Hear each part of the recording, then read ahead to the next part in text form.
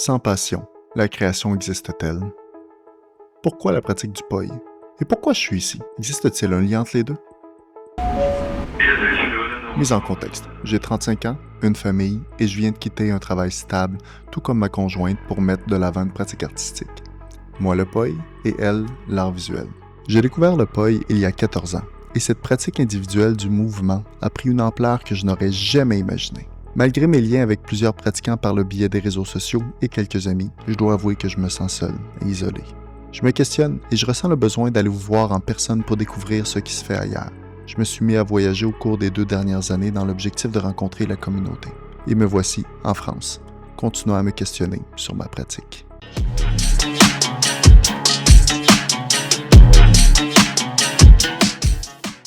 Est-ce une bonne idée de mettre de côté la stabilité pour vivre notre passion? Est-ce un chemin vers le bonheur? L'amour de notre art s'effrite-t-il lorsqu'il est transformé en travail? Ce vidéo-reportage se veut un partage de pensées de plusieurs artistes du mouvement qui, après d'innombrables heures de pratique, ont fait ce saut. Merci à Axel Bellache, Thibaut Michel et Théo Azoulay pour leur partage et leur sincérité devant la caméra. C'est par le partage d'entrevues que je vous invite à réfléchir avec moi à ces 3 questions. Pourquoi pratiquez-vous? Quelle est votre mission de vie? Et est-ce qu'il y a un lien entre les deux?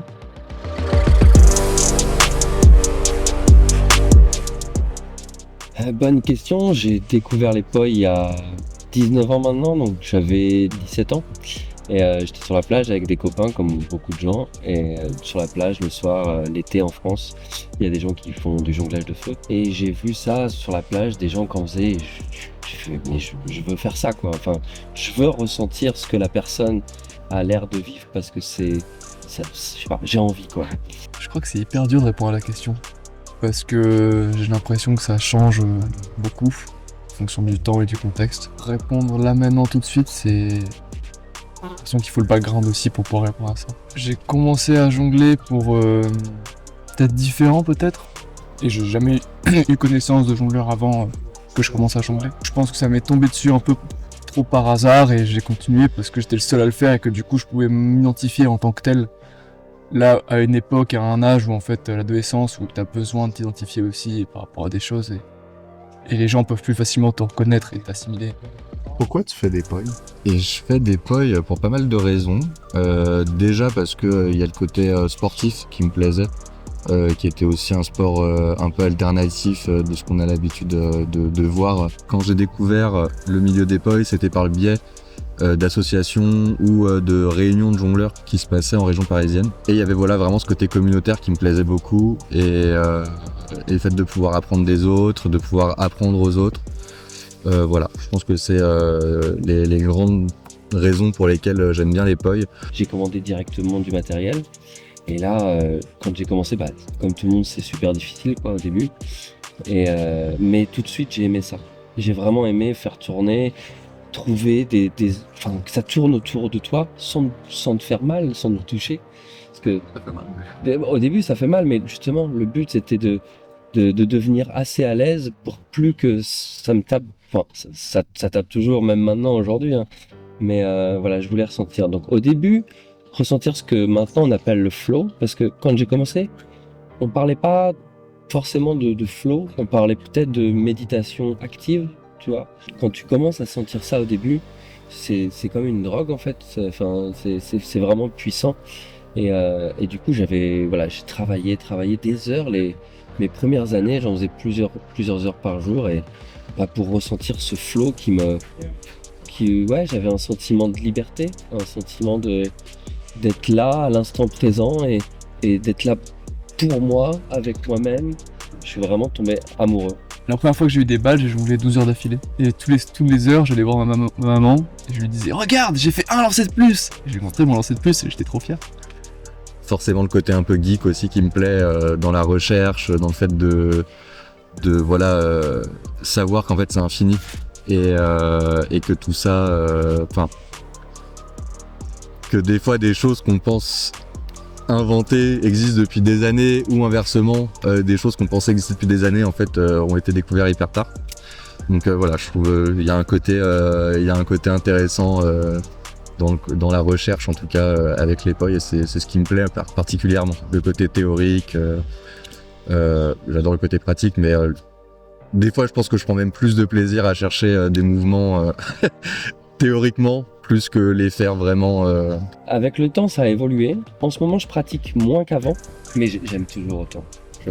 Et c'est devenu mon métier aussi depuis 16 ans. Donc 4-5 ans après avoir commencé, je suis rentré dans une compagnie que j'admirais beaucoup, qui venait de se lancer, et ils m'ont proposé de rentrer dans la compagnie pour devenir jongleur de feu dans une compagnie de spectacle en France. Et du coup, ça a changé ma manière, mon rapport avec, parce que c'est devenu mon métier, que j'adore, mais c'est plus vraiment la passion qu'il y avait à côté. Maintenant, la passion, il y a d'autres sports, enfin par exemple du sport ou de la danse. En ce moment, je me suis mis à la capoeira depuis pas longtemps. Et je découvre une autre chose, mais en dehors de mon métier. Et là, je retrouve cet état un peu de méditation et de flow. Et du coup, quand tu deviens autonome, ton rapport à ça, il change encore parce que t'as plus ce besoin de performer. Quand t'es encore à la charge de gens, j'ai l'impression que moi, en tout cas, ça s'est révélé par devoir fournir plus et devoir presque être le meilleur, même si j'aime pas ce mot et que c'était pas non plus ça l'envie, même si j'étais traversé par des périodes où c'était ça l'objectif. Où il y avait ce besoin-là pour pouvoir du coup devenir, m'assumer moi tout seul. Et là maintenant, j'entame une nouvelle partie de ma vie, j'ai plus de contrôle et en même temps j'ai plus une espèce de feu intérieur, j'ai plus autant d'injonction à aller toujours plus. Et du coup, ça devient de plus en plus dur pour moi de réinjecter de la motivation, de réinjecter des choses, de toujours y aller encore plus. Il y a une époque où j'aurais fait une retraite comme ça, j'aurais jonglé 8 heures par jour et j'étais trop heureux. Là, c'est à peine si j'ai sorti des balles.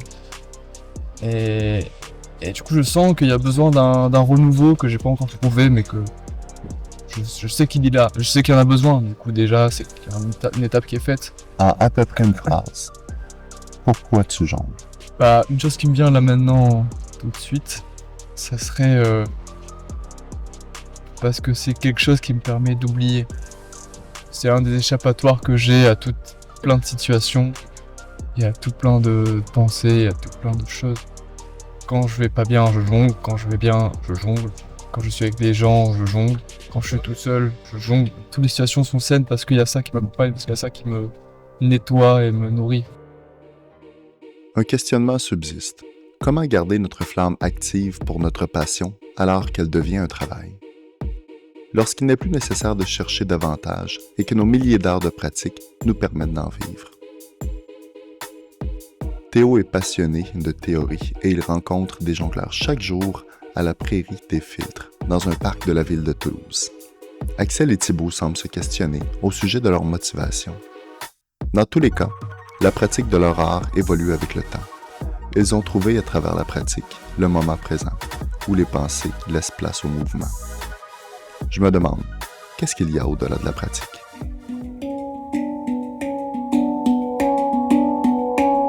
Pourquoi je suis ici sur la Terre? C'est une bonne question, ça.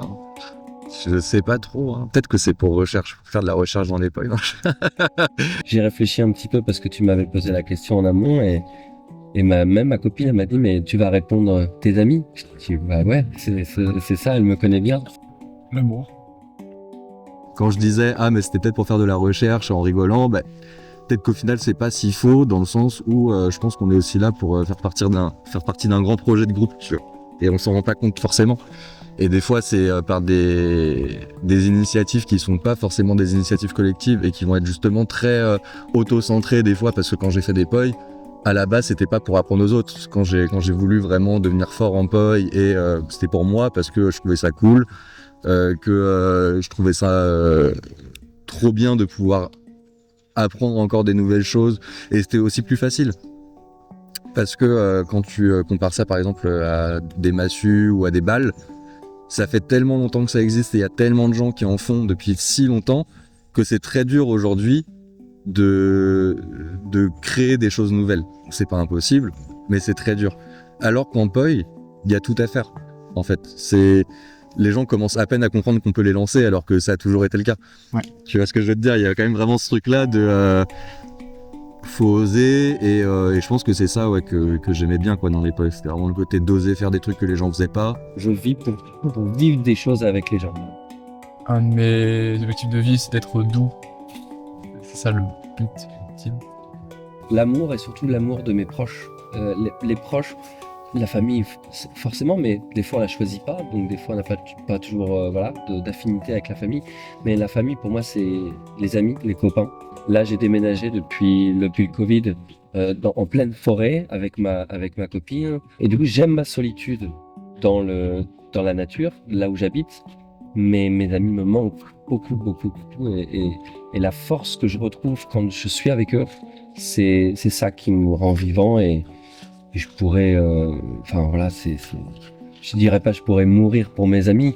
Si, d'une manière je pourrais, mais en même temps, c'est eux qui me transportent avec eux dans mon voyage qu'est la vie.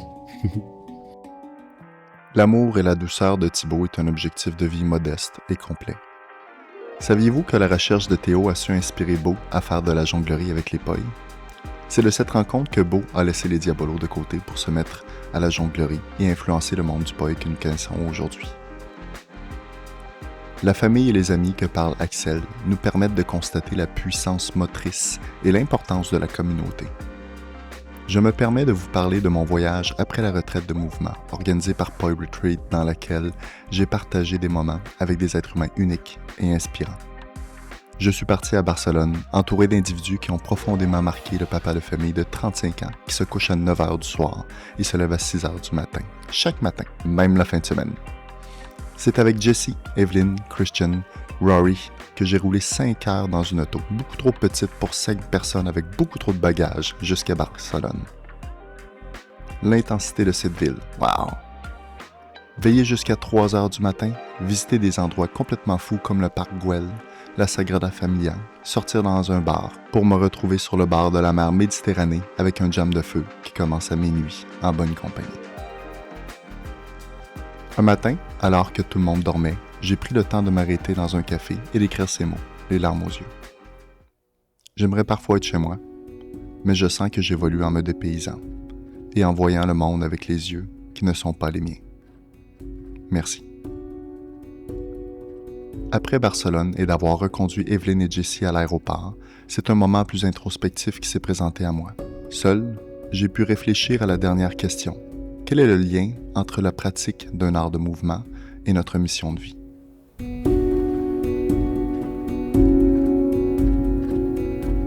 Le lien entre l'amour et la pratique du mouvement de la jonglerie.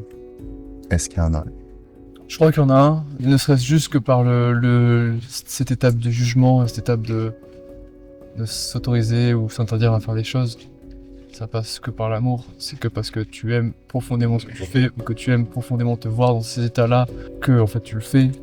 C'est très dur quand tu commences et que t'es pas le meilleur ou que tu sens pas à ta place, que t'es pas très fort, de réussir à trouver cet amour-là en toi et cet amour de ta pratique et tout ça.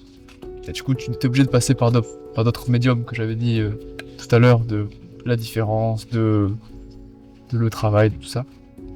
Et moi, là, maintenant, je suis dans une phase où c'est l'amour qui me fait continuer à faire ça, et que c'est parce que j'aime profondément me voir faire ça, j'aime profondément les réactions que ça provoque chez des gens. Je vois que ça peut aller encore plus loin, et je vois que moi, plus je le fais, plus je me sens débloqué des petites portions d'amour chez moi que je peux balancer comme ça aux gens quand je fais les choses.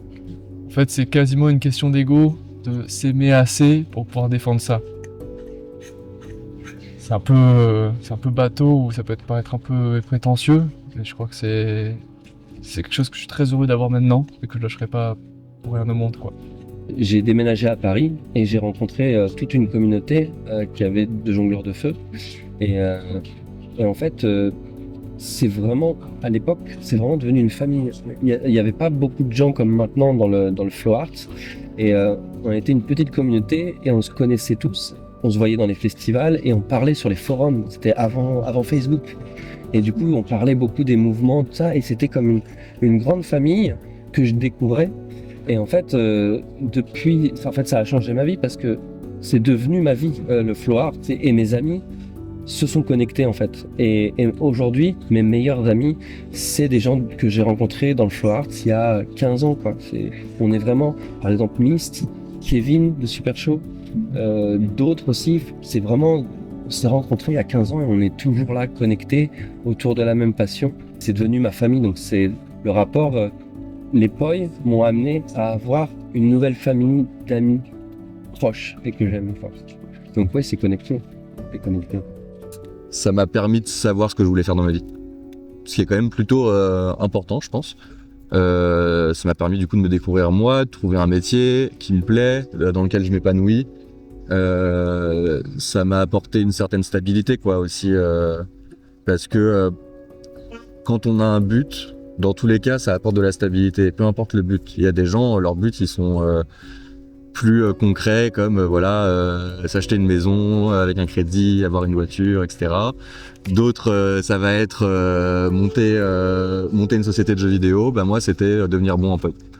Voilà, c'était mon but. Et vu que c'est un but qui est difficile à atteindre, si ce n'est presque impossible, bah ouais, c'est difficile de terminer ce but. C'est difficile de le terminer, ce but-là. Du coup, c'est bien. Je sais que ça va m'accompagner longtemps, quoi.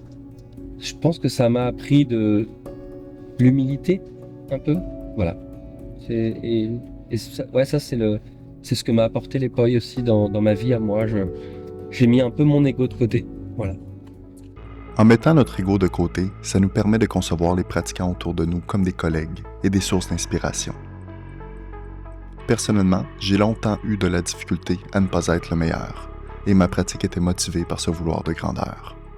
Suite à une dépression, et avec le temps, je découvre la richesse du savoir qu'ont les autres artistes qui m'entourent, et je découvre que nous passons tous par un chemin truffé de similitudes concernant notre ego. Comme l'a mentionné Thibaut, lorsque je vais bien, je jongle. Lorsque je vais mal, je jongle. Cette phrase reste dans l'esprit et me rappelle que le bien-être réside dans la pratique et l'investissement de notre temps dans quelque chose en quoi on croit. Thibaut a aussi mentionné que c'est par l'amour de soi que l'on peut aussi donner et partager. C'est en ayant un verre plein d'amour qu'il peut déborder. Le rire de Théo semblant vouloir dire que c'est absurde de passer une vie à rechercher des mouvements et à partager ces moments me fait réfléchir. Nous sommes tellement habitués à une société de consommation et à des buts de richesse que l'essentiel nous file entre les mains. Pourquoi pas ralentir et partager ces moments de jonglerie avec des êtres humains, chaque jour, au parc, en compagnie de son chien? N'est-ce pas une façon saine de vivre sa vie? L'amour que porte Axel pour ses amis est beau et sincère. Serein dans sa solitude et vivant en compagnie des autres, c'est un être humain qui écoute et observe. Partageant ses connaissances avec modestie, il fait briller les autres. Tous partagent quelque chose de plus grand que leur ego, l'amour pour ce qu'ils font et pour leur famille. Et moi, j'ai l'impression que le lien entre ma pratique et mon but de vie est le partage. Le partage de connaissances, certes, mais aussi de permettre le partage de vos points de vue à travers cette vidéo, ainsi que les prochaines. Une question réside pour moi. Comment trouver un équilibre dans ma vie, avec ma famille, mes amis, ma pratique, mon travail, les réseaux sociaux, ma santé physique et mentale? Comment la pratique peut être synonyme de bien-être tout au long de notre vie? Et le bien-être, c'est quoi? Il reste un mot à dire. Merci. Merci à toi.